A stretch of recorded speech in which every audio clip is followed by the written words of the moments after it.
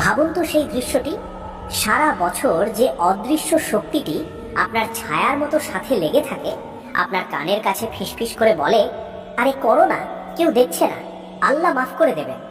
হঠাৎ এক রাতে সেই শক্তিটির অস্তিত্বই মুছে ফেলা হলো। মহাবিশ্বের ইতিহাসে সবচেয়ে বড় এবং সবচেয়ে রহস্যময় লকডাউন শুরু হয় রমজানের প্রথম চাঁদ ওঠার ঠিক পর মুহূর্তে। হাদিসে এসেছে, রমজানের প্রথম রাতেই আসমানের ফেরেশতারা এমন কিছু শিকল নিয়ে নেমে আসেন, যা কোনো লোহা বা ইস্পাতের তৈরি নয়, বরং তা আল্লাহর কুদরতের এক ভয়ঙ্কর বেড়ি। দুনিয়ার সবচেয়ে ভয়ঙ্কর, বিদ্রোহী এবং শক্তিশালী জিন বা শয়তানদের হাত পা সেই রাতে দুমড়ে মুচড়ে বেঁধে ফেলা হয়। তাদের টেনে হিচড়ে নিক্ষেপ করা হয় সমুদ্রের অতল গহ্বরে অথবা জনমানবহীন কোনো দ্বীপে। কিন্তু প্রশ্ন হলো, যদি শয়তান সত্যিই শিকলে বাঁধা থাকে, তবে রমজান মাসে মানুষ মিথ্যা কথা বলে কেন? কেন রোজার দিনেও মানুষ ঝগড়া করে, হারাম খায় বা জিনা করে? তবে কি শয়তান জেলখানা ভেঙে পালিয়ে আসে, নাকি এর পেছনে রয়েছে আরো গভীর, আরো ভয়ঙ্কর কোনো বাস্তবতা, যা জানলে আপনার গায়ের লোম দাঁড়িয়ে যাবে? আজ আমরা প্রবেশ করব সেই অদৃশ্য জগতের গোপন রহস্যে। কিভাবে আসমানের দরজাগুলো খুলে যায়, আর শয়তানদের ঠিক কিভাবে, কোথায় বন্দি করে রাখা হয়। রাসূলুল্লাহ সাল্লাল্লাহু আলাইহি ওয়াসাল্লাম ইরশাদ করেছেন, যখন রমজান মাস আসে তখন জান্নাতের দরজাগুলো খুলে দেওয়া হয়, জাহান্নামের দরজাগুলো বন্ধ করে দেওয়া হয় এবং শয়তানদের শিকল দিয়ে বেঁধে ফেলা হয়। সহিহ বুখারী। আমরা ছোটবেলা থেকে এই হাদিসটি শুনে আসছি। প্রতি বছর রমজান আসে, আমরা রোজা রাখি, আবার ঈদ আসে।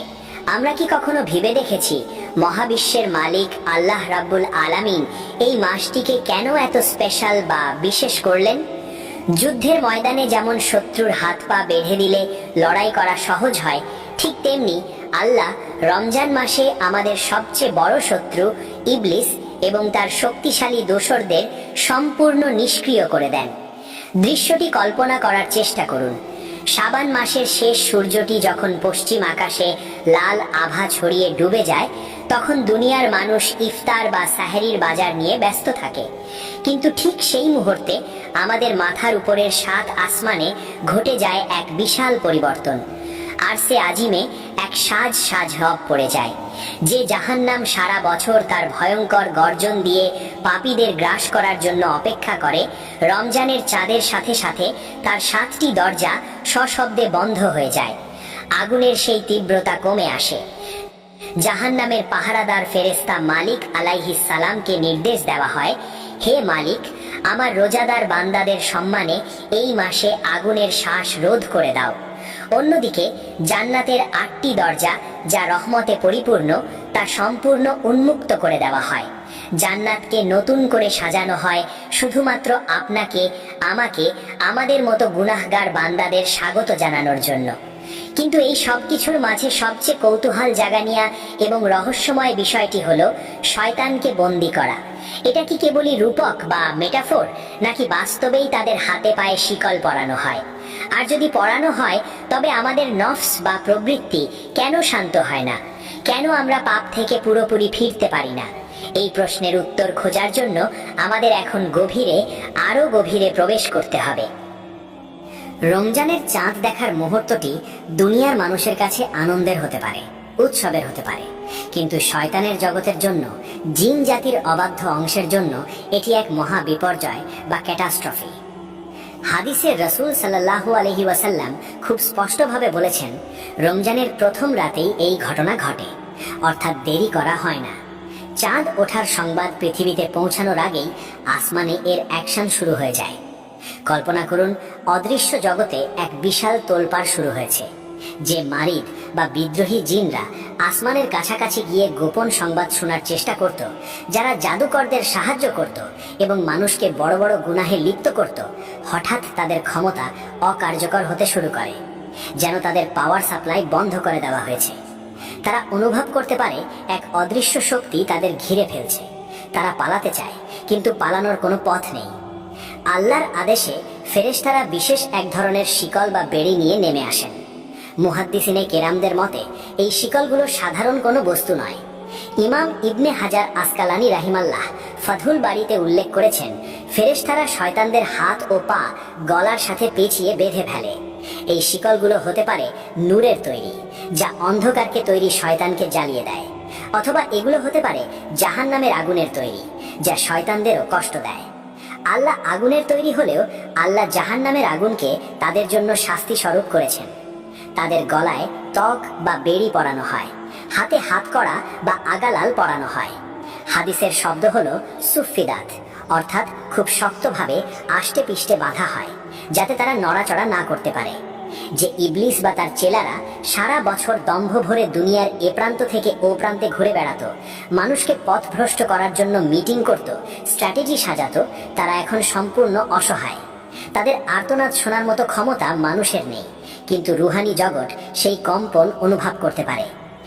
এই রাতে আসমান থেকে এক বিশেষ প্রশান্তি বা সাকিনা নাজিল হয়, যার কারণে এমনকি বন্য পশু পাখিরাও এক ধরনের নিস্তব্ধতা অনুভব করে। মহাবিশ্ব প্রস্তুত হয় তার স্রষ্টার ইবাদতের জন্য। এটি যেন এক মহাজাগতিক অপারেশন, যেখানে আল্লাহ তার বান্দাদের বিজয়ের জন্য সব প্রস্তুতি সম্পন্ন করে রাখেন।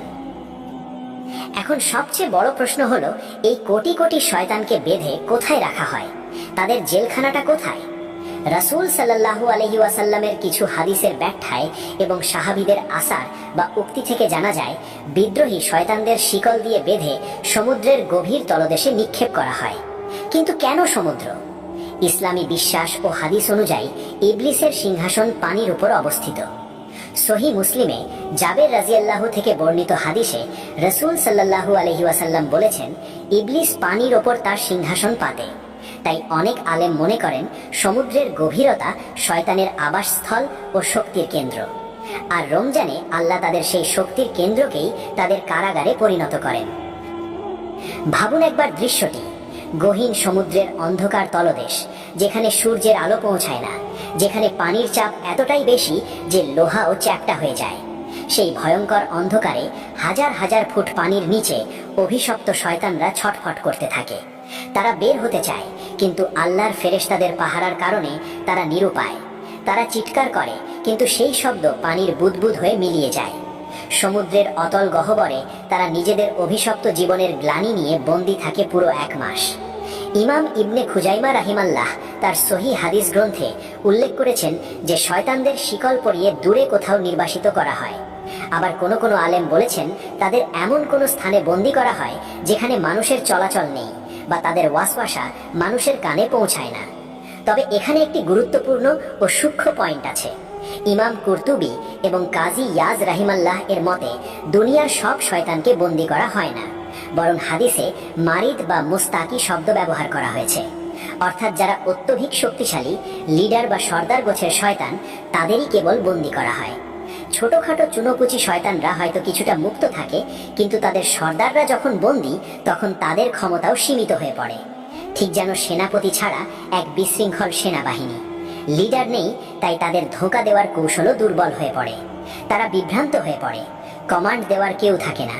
ফলে রমজানে পাপ কাজ হয়, কিন্তু তা অন্য মাসের তুলনায় অনেক কম এবং দুর্বল প্রকৃতির। অনেকের মনেই এই প্রশ্ন আসে, এই শিকল কি সত্যিই লোহার শিকল, নাকি এটা রূপক অর্থে বলা হয়েছে? ইসলামের স্কলারদের মধ্যে এখানে দুটি মত পাওয়া যায়, এবং দুটিই আমাদের জন্য গভীর শিক্ষার বিষয়। এই বিষয়টি বুঝতে হলে আমাদের একটু দর্শনের গভীরে যেতে হবে। প্রথম মত অনুযায়ী কাজী ইয়াজ রা এবং অধিকাংশ মুহাদ্দিস বলেন এটা হাকিকি বা আক্ষরিক অর্থেই সত্য, অর্থাৎ বাস্তবেই তাদের শরীরে শিকল পরানো হয়। আল্লাহ যা ইচ্ছা তাই করতে পারেন। অদৃশ্য জগতের নিয়ম আমাদের দুনিয়ার ফিজিক্স বা কেমিস্ট্রির নিয়মে চলে না।